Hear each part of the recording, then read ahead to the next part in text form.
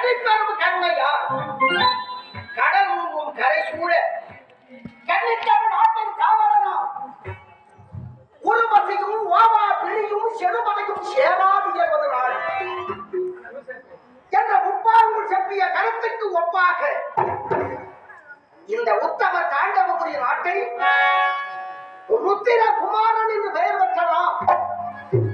இந்நாட்டு மக்களை கண்ணென பாவித்து அவர்களுக்கு எந்தவித தீங்கும் அணுகாத வகையிலே நீதிநெறி கோணாத வண்ணம் நான் சிறப்போடு செங்கோல் வச்சு வருகிறேன்.